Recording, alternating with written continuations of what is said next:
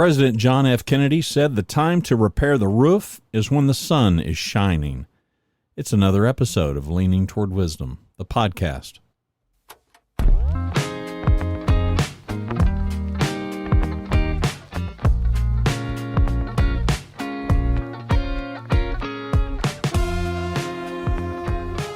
Before I went into dry dock, I kind of started working on this show.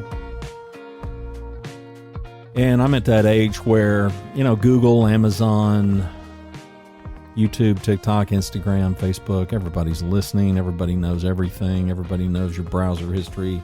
Everybody's figured out kind of who you are and where you are and what you like, what you don't like, and how old you are. That's right. So when you get to be my age, you just get overcome with content and ads that have to do with retirement. Tap the brakes, tap the brakes. Do not hit the stop button, at least not yet. Hear me out. This isn't going to be a show about retirement, but it is going to be a show about preparing for the future, because before I hit dry dock, I get all these posts that they throw all kinds of stats out there. And I learned a long time ago as a young person, anybody can tell any story they want with stats. So I always take these with a grain of salt, but they still get your attention because we still continue to read about how unprepared for the future people are as they approach retirement. And I came across an article that said 48% of workers, so that's half of the workforce believe they don't make enough money to be able to save for retirement. That's according to annuity.org. 22% of Americans have $5,000 or less saved for retirement. 15% don't have anything at all. The majority of people that I hear from in the audience of Leaning Toward Wisdom are in their 40s. That's a great thing. Some are older. I'm supposing some are younger. I don't really have any way of knowing. All I can do is gauge it by the people that contact me. And it's when we're in our 40s that we really need to, we always need to prepare for the future. But when we're talking about these kinds of things, in your 40s is when you're typically hitting kind of the prime of your professional career, your income earning power and all that. And if you aren't leaning into wisdom in your 40s, to think that, I'll get around to leaning toward wisdom in my 60s, you might, but you might not.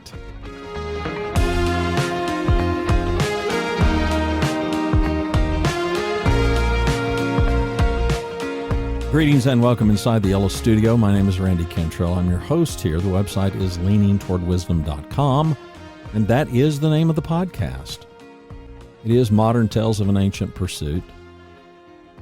And the fact that you click play, I think, would signify that you're at least giving it some degree of pursuit. And welcome back. Well, maybe you should welcome me back.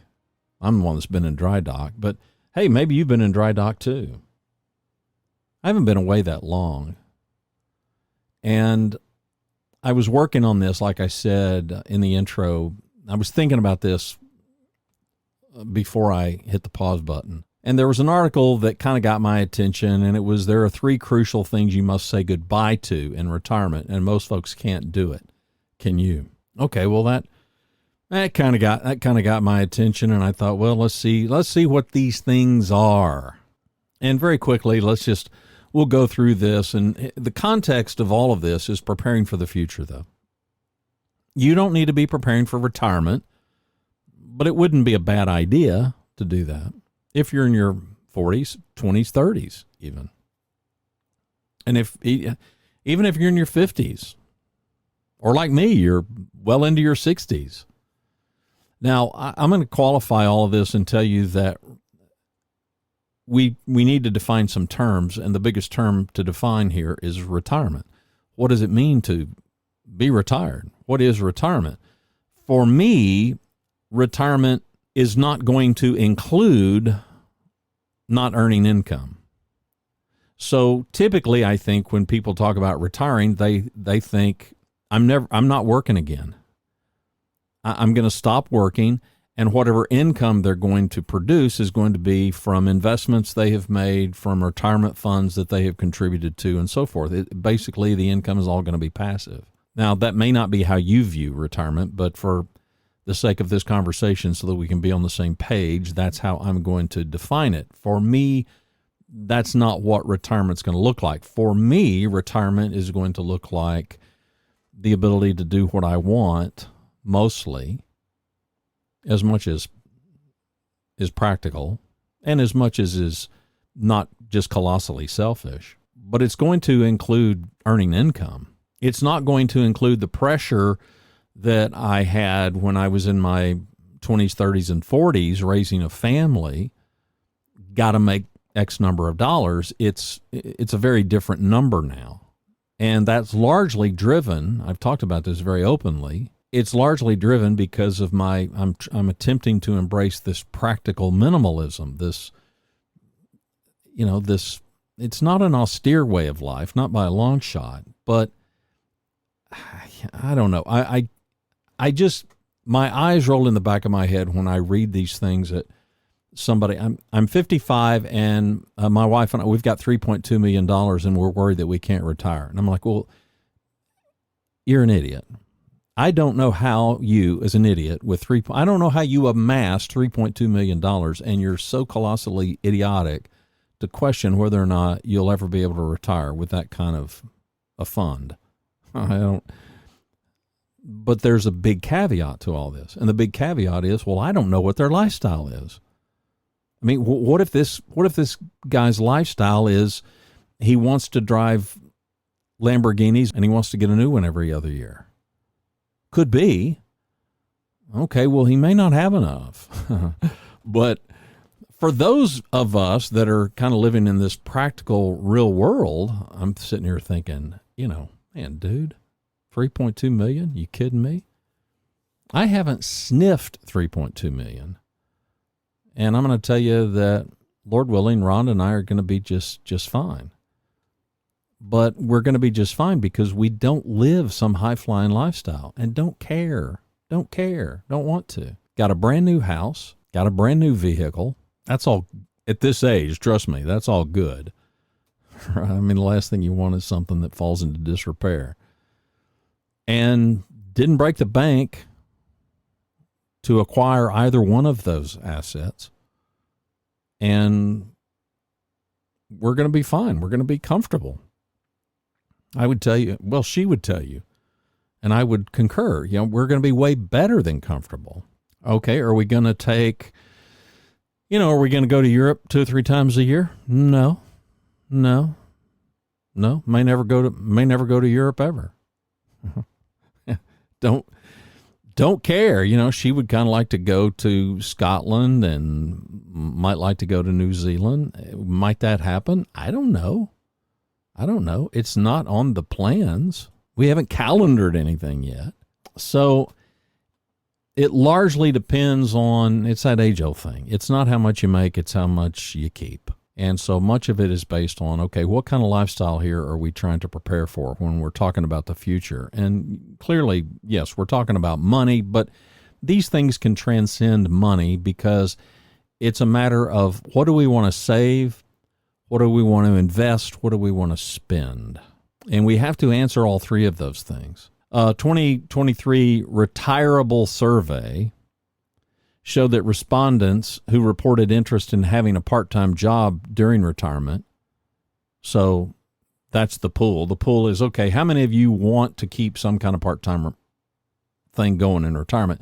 71% are seeking extra income outside of retirement savings, and 65% say they just want to stay busy or active. Yeah, I'm gonna throw the officials' yellow flag up in the air like they do in football. I'm not sure about that. I would suspect that some people they're posing it as under the guise of staying busy. Right? I could be wrong. It's a cynical part of me. Number one, I want to earn some income, and I want to earn income because I want to be able. That's going to be a barometer to know, okay, I'm still providing some value.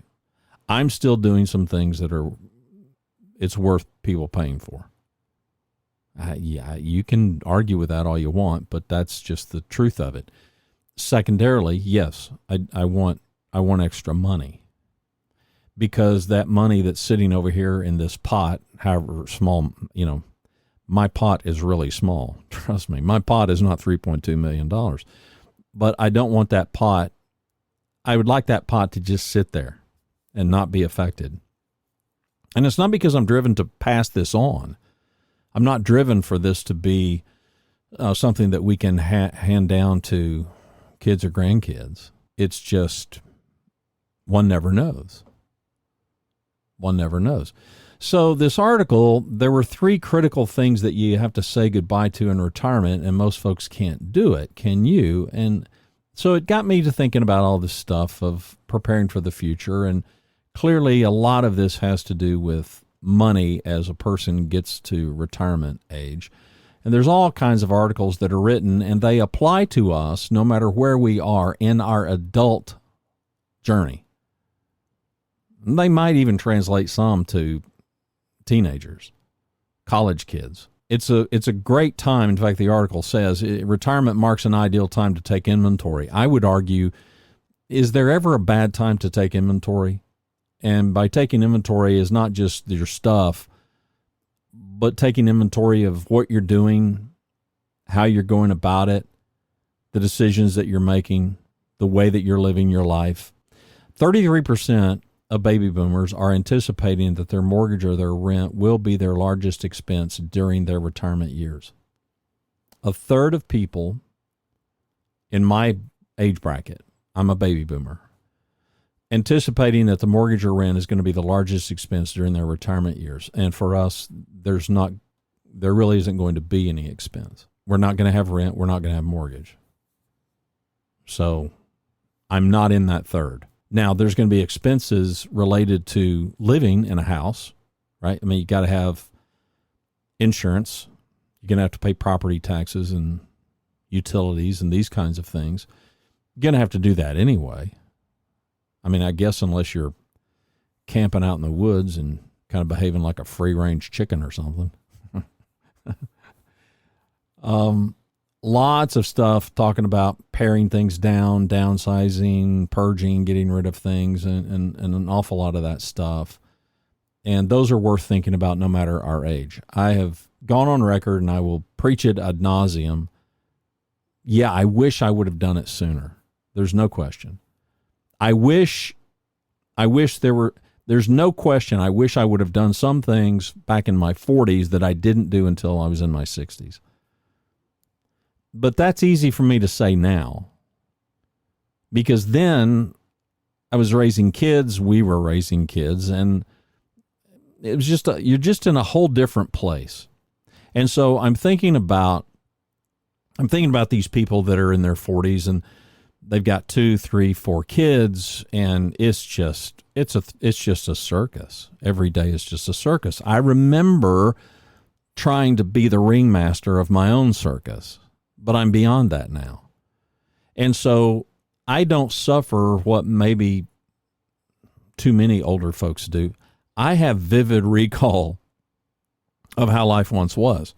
And so I don't make any judgments particularly on these guys in their 40s that are juggling a career, juggling perhaps owning their own business, juggling kids, juggling the sports and whatever activities the kids are in, juggling their own marriage, juggling whatever minuscule amount of personal time they get, and whatever other pressures they're under. I completely get it. And there's little doubt that any of us who have had kids, the amount of money that you could say, okay, well, look at the amount of money that we're going through.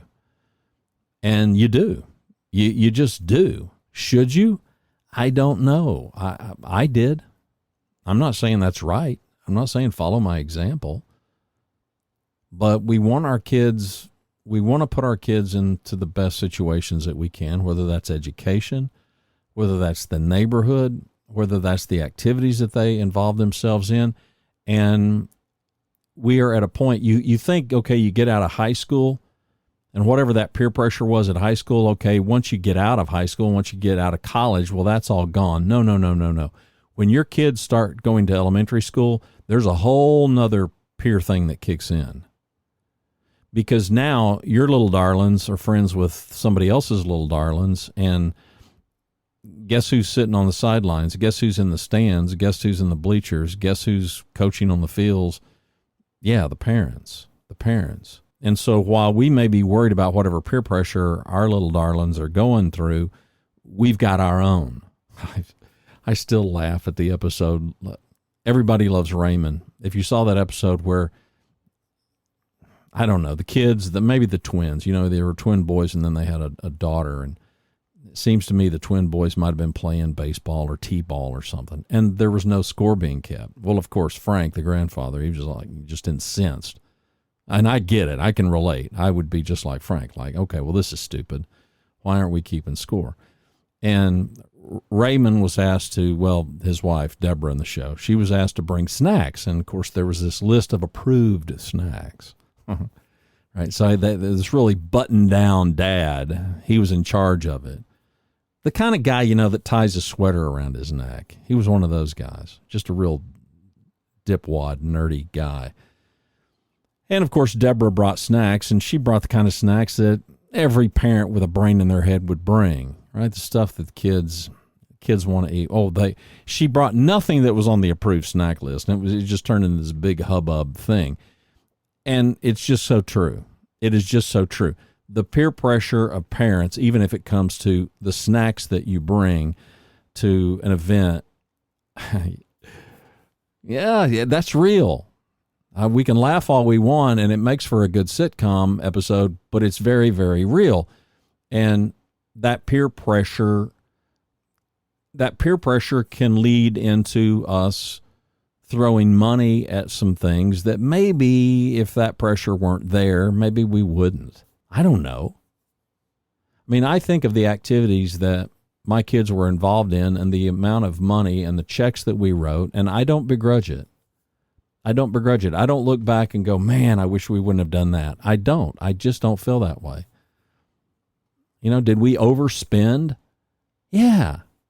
Yeah. And every parent that I know who has it, and there are many who don't, but every parent I know who has it, they happily spend it. And many of the dads that I know are behaving kind of like me. It's just, you just got to make more. You got to make more. I'm not saying that this is the wisest way to go, mind you. I'm just confessing this was how it went. This was how it went for me, and I'm seeing this now as a grandfather. I'm seeing this is how it goes. For us, for me and Rhonda, it was an expenditure, but we viewed it perhaps wrongly, but we viewed it as we're investing in these kids. We're investing in their experiences. We're investing in their ability to do this with their friends and their ability to pursue, as they got older, pursue these things that they want to pursue. Not because we want them to pursue, because these are the things that now they're old enough and they've figured out, we like this better than that. And we now want to go hard into this area or that area. And in college, our kids didn't go into debt for college. We funded that. That was important. We prepared for that. We looked forward to that in the sense that we did prepare for it. So I start reading all these things about people that aren't preparing for the future, and the anticipation, like I said, about a third of the people in my generation are anticipating that the mortgage or rent is going to be their biggest expense. And for us, that's not the case. And it's not the case because we did prepare. We did do some planning. We bought a new house, and that was largely funded because we sold a house we had been in for 25 years, and we paid cash for that house. There's no mortgage on that house. We've got insurance on that house. We're going to have taxes on that house. We're going to have utilities on that house. But we're not going to have mortgage, and we're not going to have rent. So we're not part of that third that believe that or that are anticipating that. And it's largely a reason why so many people, as they're looking to the future, do consider downsizing. But you're seeing that across all demographic. I mean, the tiny house movement was not driven, and I've followed this for years because I'm rather fascinated by it. That movement was not driven by older people. That movement was driven by younger people who thought, this is stupid. This is kind of crazy. Why would we go spend hundreds and hundreds of thousands of dollars and all the costs associated with that when we could maybe have something that's $50,000 and it's 400 square feet and we can be just fine and we can kind of get our life back, or we could have a life. I think that probably applies to some older people, and some older people, no question, have taken advantage of kind of the tiny home movement, but it wasn't a movement that was generated by my generation. It was generated by people much, much younger. Now, admittedly, they probably looked at us, and they probably looked at the price of housing in various parts of the country, especially back east and out west, at just the incredible escalation of prices and mortgages, and thought, we don't want to be a slave to that.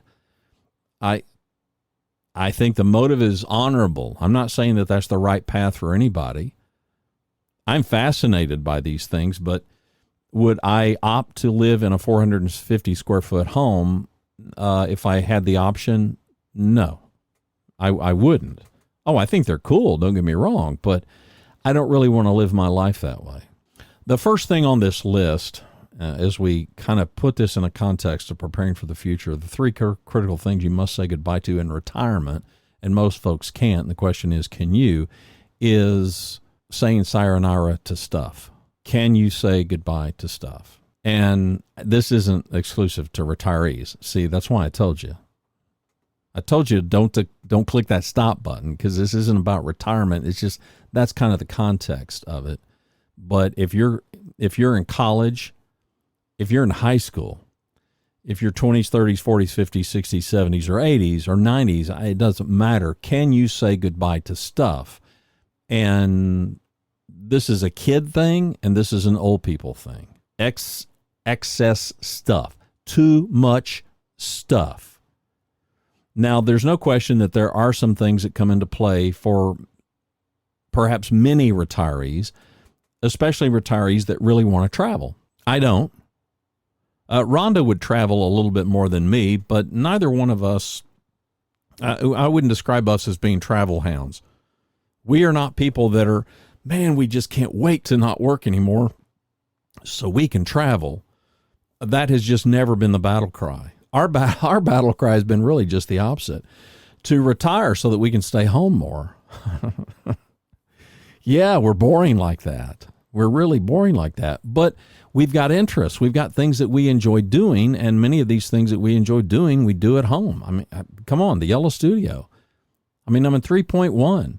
I'm anxiously anticipating, looking forward to the Yellow Studio 4.0. Where's the Yellow Studio? It's in my house. It's always been in my house. It's being home. Rhonda's sewing spaces. It's always been at home. It's just at home. We're not people that are just anxious to travel, and we're not anxious to people.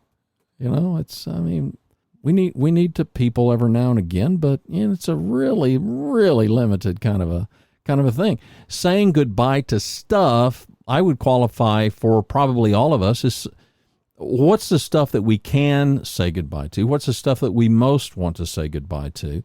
It's long past that bumper sticker, the person that dies with the most toys wins. I thankfully, we have kind of escaped all that, but just drive through any neighborhood, drive through with the community where you live, and see how many miles you have to go. See how many minutes away from your home, wherever you live, how many minutes away do you have to drive before you're going to encounter a rather significant storage facility. Now, here in the DFW area, they are everywhere. They are everywhere. I could go get in my car right now and I could drive in any direction, and it will not take me half a mile before I encounter, I don't mean one that's got a few dozens. I mean one that has hundreds of storage facilities. Indoor, climate controlled, not climate controlled. Small, 5x7s, 10x20s, maybe even larger. I know people. In fact, I know more than a handful of people who have 2 or more storage facilities. I know people who have admitted that they have 2 units that are 10x20. I know somebody that's got 2 units that are 10x20 and they've got another one that's smaller. We are spending, as humans, thousands of dollars, in some cases a month, but certainly every year, to store crap that we don't even know what's in there. A lot of excess stuff. Can you say goodbye to stuff? Many people can't. This, again, not a retirement thing. It's a planning for the future thing. Can you plan for your future by saying goodbye to stuff? Go look in your garage. Go climb up in your attic. If you've got a basement, go down there. Go look in the closets. Everywhere you look, you're going to see stuff that you've got that you didn't even remember you had it. And you don't even know why you still have it. But there it is. Man, I just got to encourage you, sooner than later, say goodbye to that. Figure out a path forward to get past that. I don't care how old you are. I don't care how young you are. Make up your mind today to say goodbye to stuff that no longer has any meaning for you. And you'll find, like me, you're liable to find that much of that stuff that you do say goodbye to, it didn't really even have the meaning for you when you got it. And then that causes you to rethink spending habits. And again, we can spend, we can save, we can invest. And all of us, we're going to do a smattering of all of it. Saying goodbye to stuff. Secondly, the second thing that people can't do, can you, but something that as you're going toward retirement, you should do, you are no longer your career. I will tell you as an old guy, you're not your career anyway. You think you are. Now, this is an absolute fact, so I have found in talking to a bunch of people who've hit retirement age, there is a loss of identity. I don't know if this is a generational baby boomer thing. It does make me wonder if those people coming behind us that are now in their 40s, fast forward 20 years, are they going to feel about their identity the way my generation does? I'm not quite sure that they will. I don't know. We'll find out. But you are no longer your career. I admittedly, probably in my 30s and 40s, went through a period of time where I did feel like my identity was tied to my career. And the older I got, the less I felt that way. The more it dawned on me, this is what I do. This doesn't necessarily represent who I am. And for me, it was largely tied to the fact that I had been in a single industry since I was about 15. And so when you kind of grow up in an industry and everybody you know is in this industry, I mean, we talk about these bubbles. Well, that's a career bubble. And my career bubble didn't necessarily have anything to do with the way I was wired. It didn't have anything to do necessarily with my sense of identity, other than the fact as it was familiar. I knew the industry. I knew the people and the players in the industry, and it was really all I knew. I had grown up in this bubble. And it wasn't until I was able to burst out of that bubble that I realized, okay, really isn't who I am. But we've got to think about this and we got to prepare for this. And if right now, if you're in your 30s or 40s and you're thinking, I mean, if your identity is so wrapped up in that thing that you go to work to do every day, let me encourage you to challenge yourself to think bigger. I'm not saying dream bigger as far as your aspirations, although that's probably smart and wise thing to do, but break out of the thought process that you are your job, or that you are your job where you have your job. You will not be the first or the last person who may be displaced, and you thought all along, well, they can't do without me. Yeah, they can. Yeah, they can. And most of the time, I'm going to tell you, and if they can, they will. Sorry. I mean, it's just how life works. For me, am I my work? I am my work in the sense that I do work that I want to do, and I've always gravitated to do the work I wanted to do. I'm not that guy who could get up in the morning. Now, my dad's generation was. They could get up and they could just go do what they had to do because that was just a sense of responsibility. Well, I felt the sense of responsibility, but I needed to do work that I wanted to do. I needed to go to work and feel productive and feel purposeful and feel like I was making a difference. And I don't know that our predecessors necessarily were driven quite like that as far as a generation. So it stands to reason that by the time we exit the workforce, by the time people quit working, again, something I don't plan to do, they can't let go of the fact that their identity is tied up in that career. Now, that's not why I'm going to continue to work, because quite frankly, the work that I'm doing right now is work that I've been doing for a decade or so. I mean, this coaching work isn't work that it's not work that I did. That wasn't the mainstay for me. So I have successfully reinvented myself more than once. And if you haven't done that, yeah, I would really encourage you to give that some thought. Now, you may not want to. And if you don't want to, then don't. But if you want to, or if you've got an itch that you might want to do something different, then get busy figuring that out and planning that. Don't wait. Don't hesitate. It doesn't mean you have to do it, but it doesn't mean that you can't do it either. You know, most of us, we have worked all of our lives and we've reached this goal. And there's so many people that when they hit retirement, it's like, I've worked so long so that now I can be free and I can do this thing. I just never approached life that way. To each his own.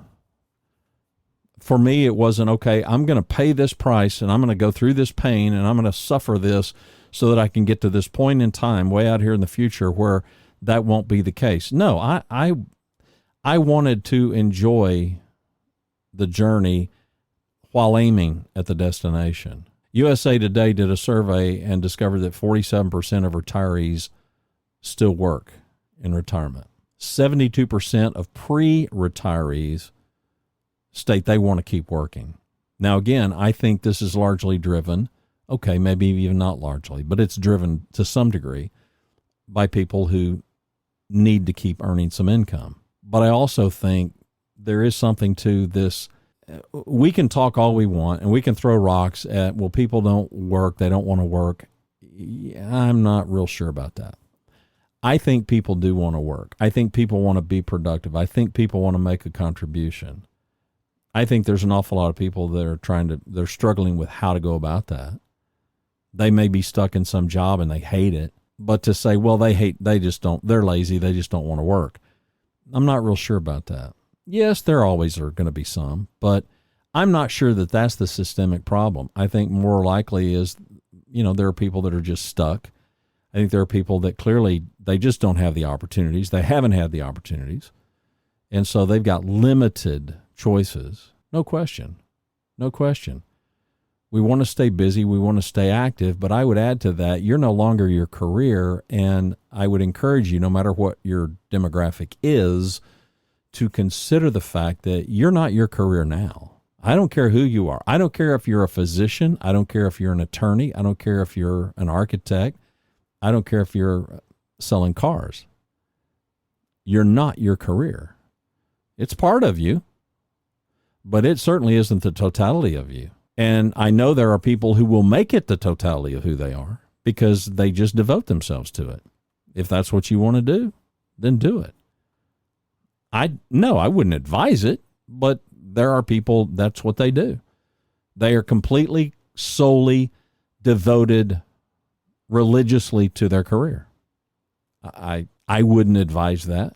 I think faith and family in that order trump a career, but that's me. The last thing on the list, the third thing, is all that disposable income. It's a top reason many retirees don't want to give up work, and it has to do with income security, according to this article. Now, as you approach retirement age, or if you're in retirement age like me, there are all these questions. There's, okay, what if you get sick? What if something happens to our spouse? What if we have some emergency and it burns through whatever cash we have on hand? I mean, there clearly are worries, and no question, as we get older, we have those worries. But I got news for you. When I was in my 40s, I was worried about some things. And right now, no matter who you are, no matter what your age, you're worried about some things. Welcome to the human race. Now, the sad reality is we think, well, just having a job, that will be the remedy for these things. And the way this article posed it was disposable income. Well, sometimes it's not disposable. Sometimes it's necessary. I mean, I already told you that about half of the workers don't believe they make enough money right now to even be able to save for retirement. Well, how dark and how bleak what do you think those people are, how do you think they're viewing their future? You think they got any worries at all? 48% fall into that category. Yeah. I mean, who knows what all they're worried about? There are a lot of people that they're not worried about disposable income. They're worried about paying the rent. They're worried about keeping the utilities on. They're worried, well, here we are in the midst of summer. They're worried about having air conditioning. And come winter, they'll be worried about having heat. Forget disposable income. Many other people, of course, that's what they're concerned about. They're concerned about, well, wait, we're used to buying a new car every other year. What if we can't do that? Oh, well, it will, the world will stop turning. Or people that are accustomed to eating out 5-6 nights a week. Well, wait, what if we have to eat at home? Oh, well, heaven forbid. Everybody's got their own kind of struggle. And I guess for me, I look at all this kind of a scope and scale kind of a thing. Okay, what disposable income? And what do you need it for? And what do you feel like you need it for? Rhonda and I have this conversation quite frequently as it pertains to dining out, because we don't dine out that much. And we just don't. Now, I'll go on record and tell you that neither one of us, we're not foodies. Okay, so you're probably not going to see me Instagram too many photographs of food. I love to eat. Don't get me wrong. I mean, come on, you can tell by looking at me. But I'm certainly not highfalutin when it comes to food. Yes, there are things that I like. There are things that I don't like. But I am not one of these guys, I'm going to turn my nose up at some regional or national chain because it's not hoity-toity and they don't, it's not frou-frou. That is so not who I am. But even if you're going to drive through any kind of a burger joint, fast food place, the dollars spent on that are significant. They just are.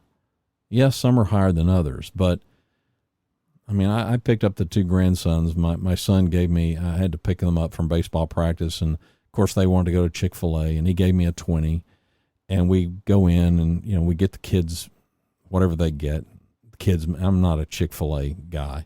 I like Chick-fil-A. Don't get me wrong. I'm just not, I don't have kids. Kids love Chick-fil-A. They just love, and I don't, other than grandkids, I'm not schlepping through Chick-fil-A all the time like they are. And I don't know, there's two of them. And so they get their chicken meal thing and a drink, and it doesn't go through $20, but it takes a substantial chunk out of a $20 bill. So even if you're eating at a Chick-fil-A or any other kind of a fast food place, it's not inexpensive. It's just not. And for a lot of people, that's disposable income that they don't think of as, that's necessity. This is how we live our life. This is how we eat. Yeah, Rhonda and I talk about this frequently, with wondering how many times do some of these people go out and eat at a restaurant, go in, sit down, or drive through, and you start adding up and thinking, okay, well, what if they do that once a day, if they do that once every other day, it's a lot of money. It's a lot of money. How you figuring the future when it comes to disposable income? How would you define disposable income? I mean, maybe we start there. I don't like the word disposable coupled with the word income. I just don't. I never have. I'm like, I understand what it means. So I'm not being a semantic. I'm not on a semantic high horse about this, but disposable meaning, I don't care. It's insignificant. It's money that's over and above. I get that it's money over and above what I need, but there are so many people that I look at it and I think, well, they are going through disposable income, but they don't think so. I mean, case in point is some of these people that eat, dining out is just the way of life. That's not disposable income. They would argue with you, I have to eat. We have to eat. So yes, we go here and we go there and we go this other place and we go to this other place. Now, income changes it all. It just changes it all. So as we're thinking about planning for our futures, and we're doing this in the context of finances, there's little doubt that it's going to look different depending on how much money we make. People that are highly compensated aren't going to be scrutinizing things as much as people that are my age, and you realize the runway it's running out, and you don't want to outlive your money. And there's that added burden. The last thing you want to do is be a burden to your family. You want to be independent. You want to be physically, emotionally, financially, you want to be independent. And you want to maintain that independence as long as you can. We all do. And you don't want your family to have to make some sacrifices to take care of you. So you want to be able to, at the very least, you want to be able to fund that yourself so they don't have to. So there's a whole lot in play here. And if you're a person making, pick a number, if you're a person making $200,000 a year, you're not going to be scrutinizing the Amazon purchases like somebody who's making $35,000 a year. You're just not, because you've got margin. You've got this headroom. You got a big area of cushion. This is why these stories of people that have such discipline, when you read about a professional athlete who got a contract or maybe multiple contracts worth millions of dollars, and they retire, and then sometimes a news story comes out that they saved 83%. I remember seeing this headline. I don't remember who the athlete was. Had saved 83% of every dime this person had made as a professional athlete. Now retired. 83%. And you're like, okay. 17%. They lived, is that right? Lived on 17% of their earnings. Now, you could argue all you want and say, well, easy to do when you're making millions of dollars. I doubt it. I seriously doubt it. I don't know firsthand, but I really doubt it. I've long thought, what if some of the athletes in Dallas that get millions and millions and millions of dollars every year, I mean, what if they lived in a neighborhood like some of the rest of us live in? I mean, they don't have to live in these high end, but I mean, what if they got a perfectly nice house in a really nice neighborhood and a gorgeous house, but it wasn't $1 million home? What if they lived in a house that was $500,000? What if they lived in a house that was $600,000, $700,000? Very few of them do, I suspect. Talk about the peer pressure and all that. But it just goes to show, yes, mostly we're going to spend what we make. And sometimes we have to be discerning because, well, we're not making that much. But all you got to do is go to your local Target, go to your local Walmart, go to any place like that. And I promise you, you're going to see people who look like, yes, we're judging by appearance.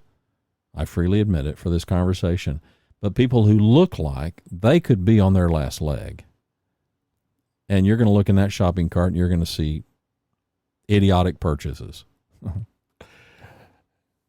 And you and I have done that too. We've all done it. Easier to do when you've got some margin. Just like it's easier for a person who's got a whole lot of money to take some chances with their wealth and make some investments in something that might garner them a really high return, but they might lose it. They can afford to lose it. So they take the chance, and sometimes they hit and sometimes they don't. And people like me at this age, I ain't taking chances. I'm not going to risk any money. I'm not at a stage of life where I could risk it, and if something didn't work out, I got time to recover. No, I probably don't have time to recover. Might, but I might not. Not worth it. Not worth it. So if you're looking for index funds or anything else to get into, if you're in your 20s, 30s, or 40s, that's going to look for you very different than it does for me. Yeah, if I'm in my 20s, 30s, or 40s, I'm taking on something that's got a little higher risk because it's going to have a higher return. I ain't doing that at my age. So these three things, I don't know, they just got me thinking, can we say goodbye to our stuff? Can we come to the conclusion that we are not our career? And can we deal with this notion of disposable income? Basically, can we stop wasting money? I mean, that's really what it boils down to. Now, the article ends with, of course, this call for you to get professional help, get a financial advisor, and that may be what you need to do. But there's little doubt that we all need a plan. If we are going to achieve whatever future we want, financial or otherwise, we need a plan. Now, I'm not at all going to advise that we have this burn the boats plan. I talk a lot about Plan M, and I just pick M because M is the middle letter in the alphabet. I know it's a real popular notion to burn the boats, go all in on Plan A, and if Plan A don't work, then just give yourself no place to retreat. I don't see it that way. It's not how I chose to roll. I learned in my life that Plan B very often was way better than Plan A, and Plan C better still. And maybe by the time I got to Plan M, I was just kind of sort of figuring it out. Now, the good thing about these plans is we are not limited by the number of letters in the alphabet. We can keep on iterating and we can keep on pivoting just as long as we need to. The goal here at Leaning Toward Wisdom is for us to figure this out and to do that sooner than later. But sometimes it takes time. And quite frankly, it takes however much time it takes. Let's just keep working at getting it figured out. The other thing about a plan is confidence. Now, if you want to live your life fretful and worried and anxious, go ahead. I don't. And one thing that a plan has done historically for me is it's given me some direction, and it has provided an avenue where I have pre-thought some things. I've been thinking about some things. I've been rolling some things around in my mind. I've been dwelling on some things for a while, and I've been thinking about some things, and it frequently has led to a change of mind. It frequently has led to a change in plan. What started out, this seemed like a plan. I've talked about it here before. The plan was, we've got this place, let's build on it, and let's include in that building project, let's include building one, maybe 2 bedroom suites that we can rent out. Sounded like a great plan. I was pretty excited about the plan. Guess what? The plan went to you-know-where in a handbasket because all of a sudden a house caught my eye, and we were able to negotiate a really favorable transaction that was super beneficial. I wasn't looking for that. Here's what we were.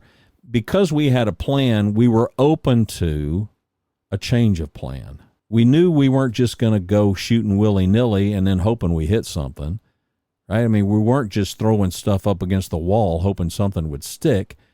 So we had embarked on this direction, and we continued in that direction. But a big component, namely having one or two places to rent out as short-term rentals, that completely went away.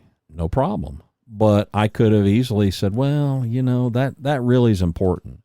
That's an important part of the plan. I really don't want to negotiate or compromise that part of the plan. I could have. We both could have. And if we would have come to that conclusion, we would not have pulled the trigger. We wouldn't have bought the house we bought. But for us, we decided, the plan's bigger than that. That little specific thing about the plan, while I thought that was kind of important, turns out a blessing, a real blessing to not pursue that. And today, super thankful, super, super, super grateful that I didn't go with plan, whatever that plan was, A, B, C. Really thankful that I got to plan M, and plan M, it didn't look anything like the other plan. Think about it.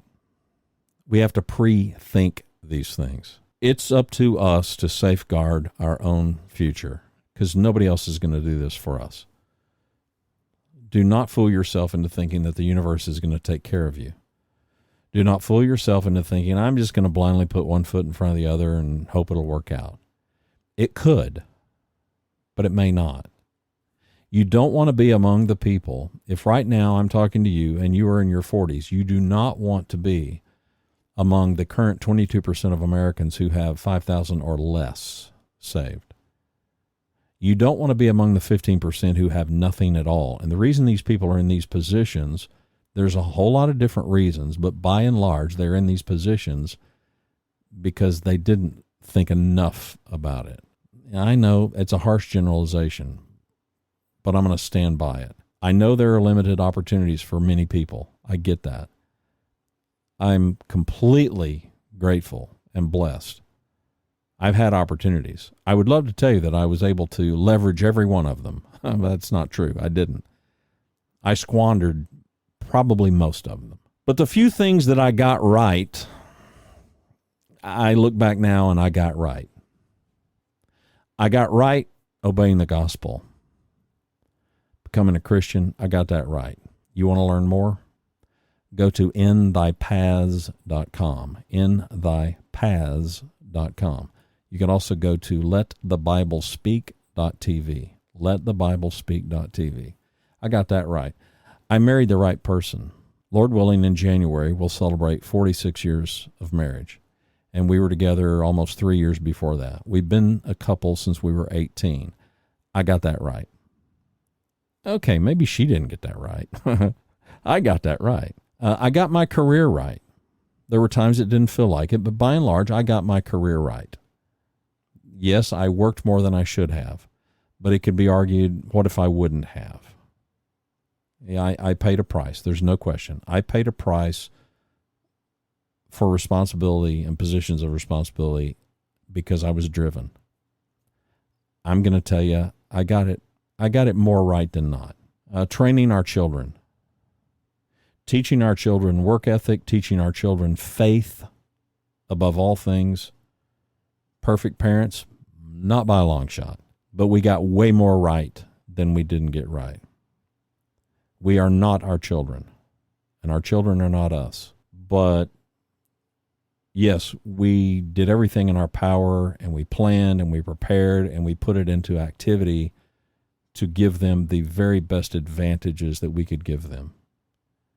And I look back now in hindsight, because we've been empty nesters for over 20 years. Yep, we got that right. No question, we got that right.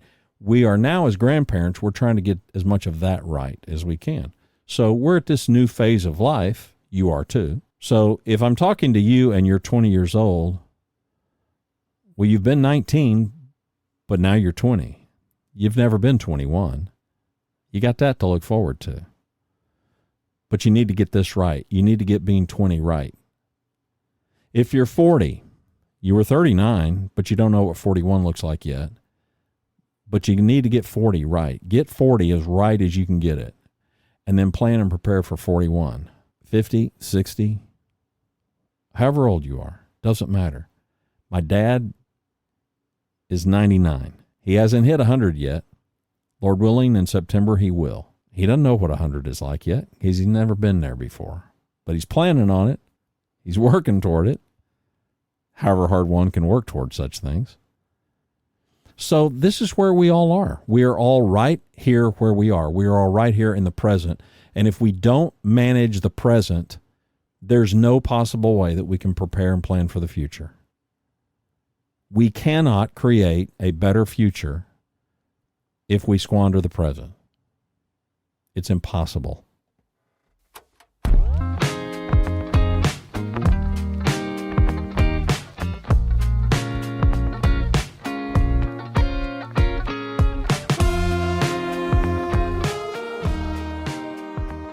Well, was it what you thought it'd be? Yeah, I don't know, me neither. Sometimes I know, sometimes I don't. But we're back from dry dock, so there's that. I think there's high value in being able to say goodbye to stuff. Certainly some stuff. I think there's absolute value in us making sure that our career is not the defining thing about us. And I think if we can be more responsible with our income, particularly what we deem as disposable income, we'll be well on our way. There's little doubt that we will be well on our way to preparing and building ourselves a better present, which will necessitate us building a better future if we can do those. Those certainly aren't the most important things. I'm going to put faith and our willingness to obey and serve God. It's going to trump all three of those things combined. Because eternity changes everything. So there's that. I appreciate you clicking play. Your time and attention. Hadn't spent a lot of time talking about those, but it's the elephant in the room as you get older. You just realize that time is of the essence, and you realize how brief it is. And those of you that are parents, those of you in your 40s who've got kids that are growing up, yeah, you're seeing it firsthand. You think, man, where'd the time go? Well, if you're thinking that now, yeah, stack 20, 25 more years on it, and you'll be where I'm at. It goes by in a hurry. So we want to make the most of it, and that's why this whole process of leaning toward wisdom is so urgent. It's important and urgent. It's important, and it has this time component that we need to get on with it. Foolishness is easy. Doing the right thing all the time, preparing, planning, that's hard. It requires a lot of discipline. It requires a lot of sacrifice. And sometimes we just don't think it's going to be worth it, so we don't do it. And sometimes we just want what we want, when we want it. I've been in the midst of intermittent fasting for a good while because it works for me. And there's something to depriving oneself. There's something to, okay, let's get the calories in between 6 a.m. and noon. And after that, we're done. And going to bed, there's some value in going to bed hungry. For one, you sleep a little bit better. I don't know, food for thought. My name is Randy Cantrell. The website is leaningtowardwisdom.com. Greetings and welcome inside the Yellow Studio.